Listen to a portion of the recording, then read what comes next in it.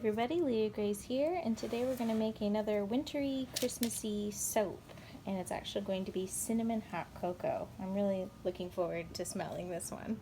So I've got all of my oils pre-melted, and we're going to combine the lye water. I used to pour this down the shaft of the stick blender, but I found that I get less bubbles if I just pour it in like this.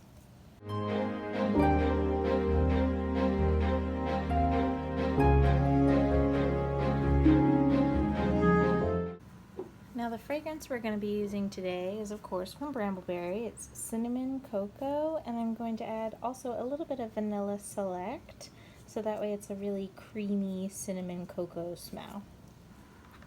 Now that I got this all fragranced, I'm going to divide it off into our 4 different colors that we'll be using. It smells so good, scrumptious. So I've got everything divided out now, and I'm going to add my different colorants. So the first is titanium dioxide, and next we'll be adding some Wicked Mica from Mad Micas. This fragrance is naturally going to discolor the soap to a dark brown, so I'm adding these darker colors to kind of work with that discoloration rather than trying to fight against it. And now for some brown oxide pigment from Brambleberry. And lastly, this is Redrum Brown from Mad Micas. This one is a really pretty color. It's got almost a little bit of copper in it. I'm anxious to see what it looks like after the soap has had time to cure. Hopefully it keeps that lovely sheen. And now we'll go ahead and mix all these colors up. I'm actually going to mix these by hand, except for the titanium dioxide. That will need to be stick blended. I just want these colors to stay as fluid for as long as possible. Today I'm going to try using a technique that I think it's called One Pot Wonder. So you add all of your colors back to the original pot in a certain method, and then you pour it back and forth into your mold really precisely. It's supposed to create some lovely stripy swirly patterns. So that's what we're going for today.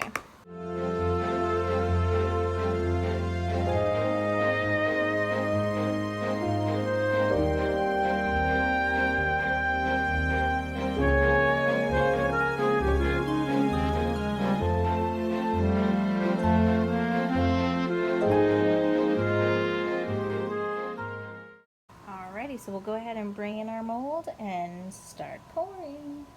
So I'm going to prop up my mold so that it tilts at an angle this direction. So I'm just putting an old paintbrush there and then tilting my mold away from me. So when I pour my soap batter, I'll pour it this direction, and I'm going to attempt to do it in such a way as it delicately drizzles down the edge of this silicone mold. Delicately being the operative word. We'll see how delicate I can get. And then you just go back and forth and back and forth and back and forth, and it's supposed to create some pretty swirls in the final soap. So let's give it a whirl.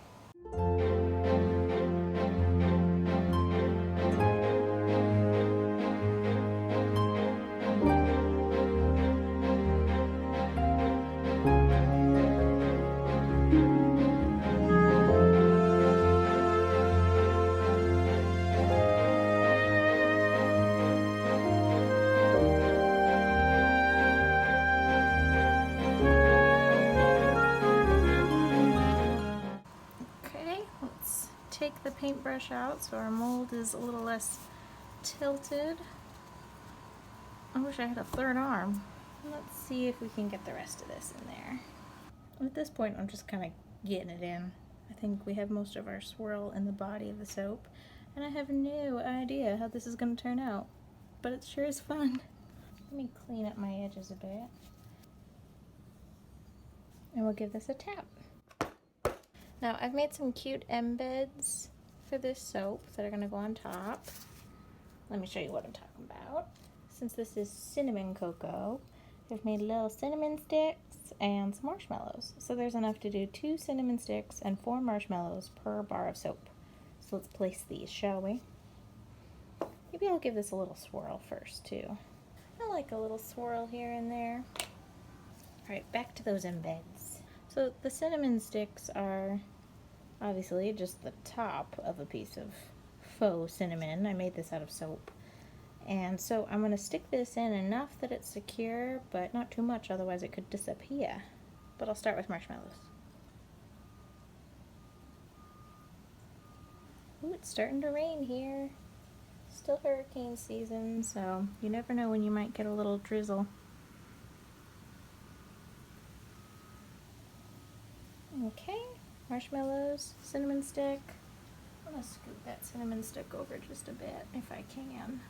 He was encroaching on his neighbor's land. There we go.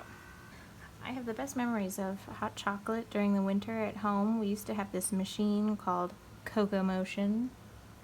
It's as great as the name implies.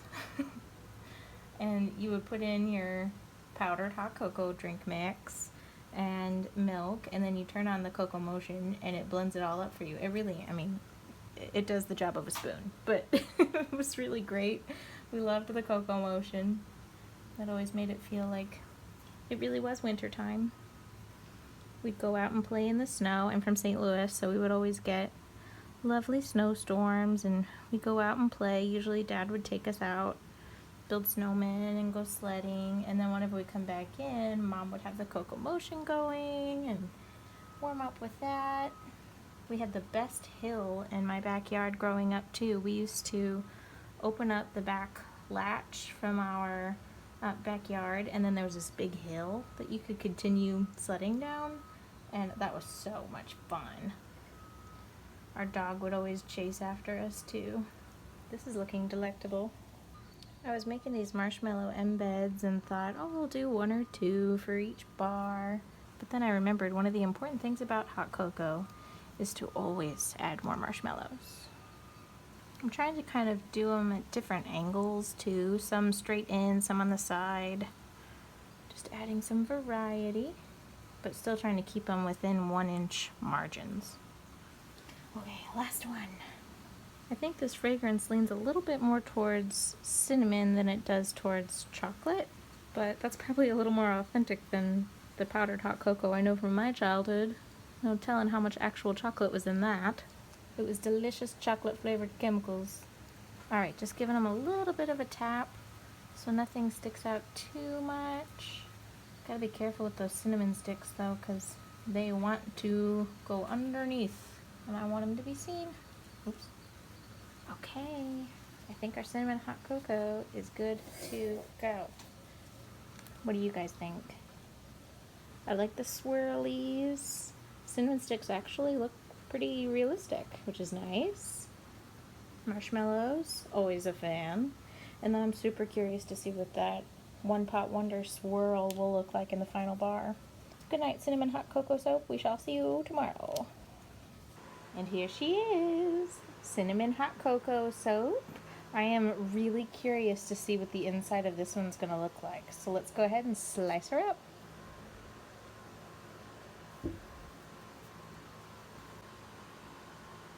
Alright, let's take a look at one of these. Look at all those layers. This is a really fun technique to do, and I'm glad that I tried it. This white is really gonna mellow out because remember we had some white swirled on top, and it's already, it's more like a hint of white than how it was earlier. So now I know that this is really gonna mellow out, and that has to be due to the fragrance oil that we used. You can see all those different layers. There's just sort of a light difference between the two browns, and then having the black and the white in there really pronounces it more. So I'm really curious what this is going to look like after 6 weeks of curing. I'm sure it'll change a lot. Let's take one other look. Yep, loving the layers. So we'll just clean up these edges probably tomorrow. And then this beauty will be ready to rest for 6 weeks. The smell really did last pretty well. It is, I think it leans more towards cinnamon than chocolate, so it has a nice holiday smell to it, and I'm glad that I added that little bit of vanilla fragrance as well, because it kind of mellows out the cinnamon. Otherwise it could be like, ooh, that's a lot of cinnamon. But having the vanilla, the cinnamon, and just a hint of cocoa, it's a nice mixture. Overall, super pleased with this soap. A fun technique to try, and each bar is so different. Thanks so much for soaping with me today. Maybe you guys should go out and have a cup of hot cocoa as you wait for this to be ready for our Etsy store in 6 weeks. Thanks so much again for soaping, and I will see you next time. Bye.